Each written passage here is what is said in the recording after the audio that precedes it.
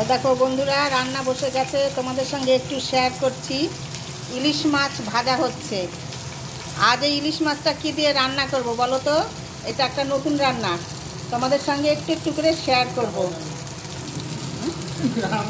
এই যে দেখো, এই যে বেগুন কেটে নিয়েছি, বেগুন আর এই যে কাটি কচু, এটা দিয়ে রান্না করব ইলিশ মাছ। এটাও কিন্তু খুব সুন্দর হয়। আর একটা দিয়েছি আলু। তো বেগুন কচু আলু দিয়ে এই ইলিশ মাছ রান্না করব। তো চলো দেখতে থাকো, আমি কীরকম করে রান্নাটা করছি তোমাদের সঙ্গে শেয়ার করব। চলো।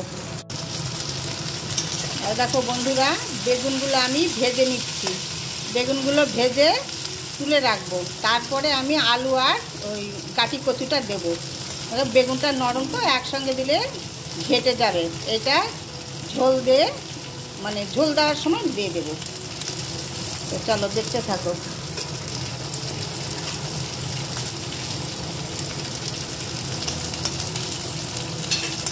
এইগুলো তো সবাই রান্না করে, তো আমি আর কি বাড়িতে করছি, তাই তোমাদের সঙ্গে শেয়ার করি।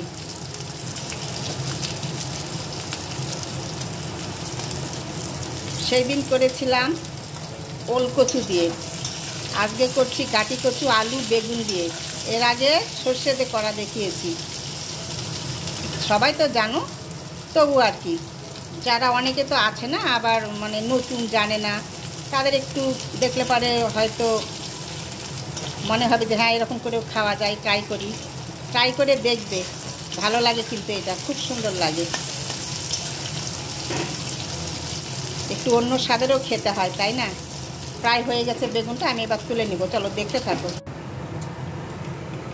তেজপাতা, একটা কাঁচা লঙ্কা, আর দিলাম এই যে একটু জিরে, একটু পাঁচফোড়ন।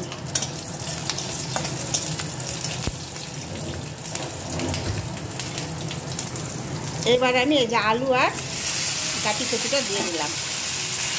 আজকে হচ্ছে কাটি কচু আলু বেগুন দিয়ে ইলিশ মাছের তরকারি। এইবার আমি এটা একটু ভেজে নিয়ে আবার আসছি, তোমরা দেখতে থাকো। আর এর মধ্যে দিব আমি সর্ষে বাটা, নুন হলুদ দিয়ে একটু ভেজে নিয়ে আসছি। নুন দিলাম, এটুকুই হবে, বেশি যাবে না। তরকারিটাতে ঝোল থাকবে না, একদম গামাখা তরকারি।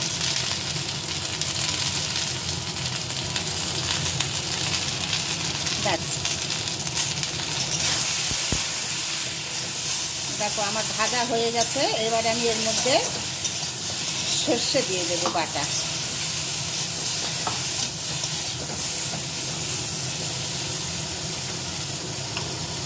এই দেখো মিক্সিতে করে নিয়েছি কালো সর্ষে ঝাঁঝালো, খুব সুন্দর একটা ঝাঁঝ বেরোবে। দেখো এবার আমি এটা ঢেকে দেব। তারপরে সেদ্ধ হয়ে গেলে কষিয়ে নিয়ে তখন ওই বেগুনটা দিয়ে দেবো। দেখতে থাকো তোমরা। এখন আমি ঢেকে দেবো, দেখতে থাকো। চলো দেখি কীরকম হয়েছে। এই যে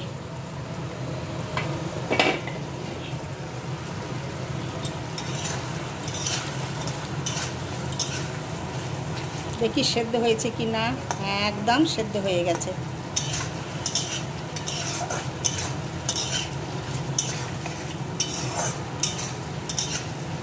ইলিশ ভাপা, সর্ষে ইলিশ, কুমড়ো ইলিশ, এগুলো তো সচরাচর সবাই খায়। আর এরকম করে একবার করে দেখবে বন্ধুরা বাড়িতে। এইটার মধ্যে আমি এখন এই যে ভেজে রাখা বেগুন আর এই মাছগুলো সব দিয়ে দিলাম।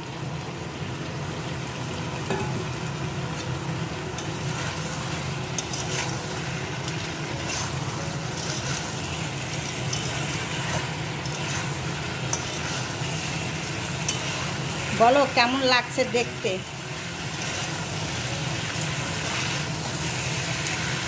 এটার মধ্যে আর কিছুই যাবে না, শুধু জল দেব, জল দিয়ে একটু ফুটিয়ে নেব, বেশি ঘাঁটবো না।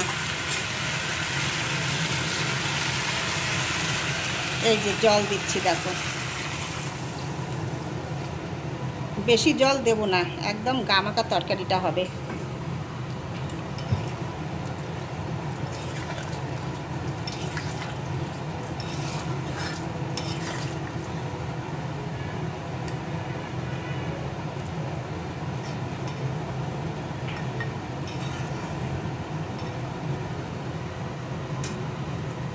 যে বন্ধুরা করনি, যে বন্ধুরা করেছো, যারা করনি একবার বাড়িতে এরকম করে রান্না করে খেয়ে দেখবে বন্ধুরা। এবার এটা 2-3 মিনিট হোক এখানে, তারপরে আমি আবার তোমাদের সঙ্গে শেয়ার করছি। দেখতে থাকো কীরকম হলো দেখতে ফাইনাল। চলো দেখি কীরকম হয়েছে।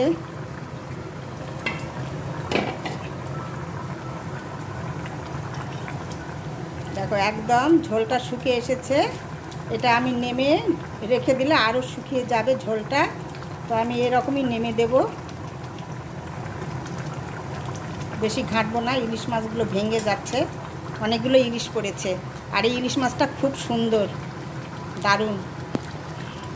তো বন্ধুরা এই আমি এখন অফ করে দিলাম গ্যাস। তো দেখো ফাইনাল লুক এরকম হয়েছে দেখতে। এটা ঝোলটা আরও টেনে যাবে ঠান্ডা যখন হবে।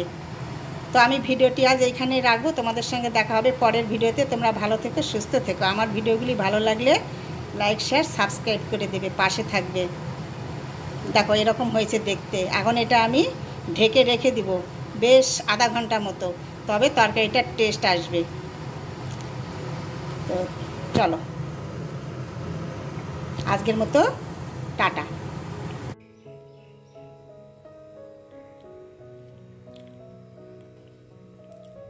এবার দেখো একদম ফাইনালটা দেখাচ্ছি কিছুক্ষণ পরে। দারুণ হয়েছে, একদম সুন্দর, বেশি ঝোলও নেই, গামাখা, একদম দারুণ, খেতেও ভালো লাগে। করবে একবার বন্ধুরা বাড়িতে, ট্রাই করে দেখবে কেমন লাগে।